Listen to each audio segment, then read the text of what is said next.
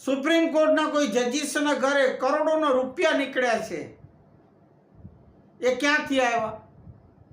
એ બધું વિચારવા જેવું છે.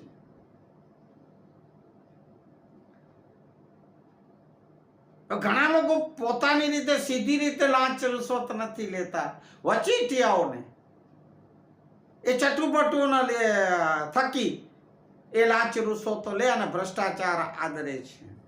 દલાલો, ચમચાઓ, એ લોકો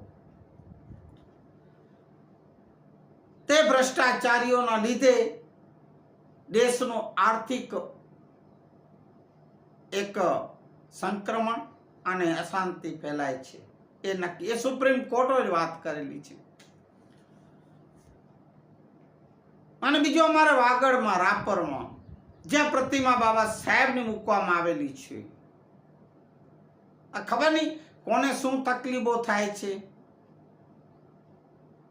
કોણ ઉચ્ચ વર્ણના લોકો છે,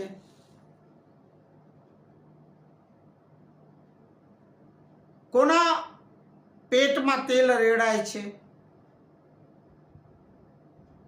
કે બાબા સાહેબના જે પ્રતિમાનું જે સર્કલ છે એમાં કે પ્રતિમાને કે નુકસાનો પહોંચાડ. ત્રીજી વખતનું આ કારણ બન્યું છે રાપરમાં.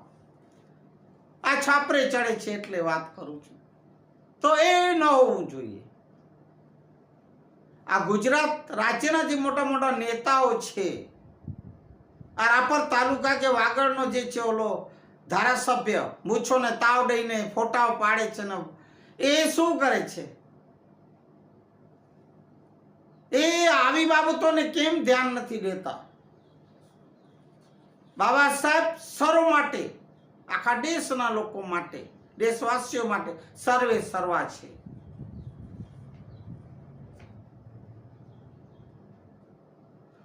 તો શું તે અપમાનિત જે સર્કલ કે બાબા સાહેબની પ્રતિમાને ત્યાં 3 વખત જે રાપરમાં કરવામાં આવ્યું, શું એ લોકોને સારું લાગે છે? હા, એવું જ લાગે, એને ગમતું હશે. માટે એ નેતાઓ પણ ધ્યાન દે, ત્યાંના રક્ષકો, સુરક્ષા કર્મીઓ પણ ધ્યાન દે. બાબા સાહેબના ચોક હોય, સર્કલ હોય કે બાબા સાહેબની પ્રતિમા હોય, એમનું અપમાન ન થવું જોઈએ. એ અપમાન અમે સહી નહીં લઈએ. એક વાત મળે. હવે આપણે બાબા સાહેબના સૂત્રો વિચારો લેશું. શિક્ષણ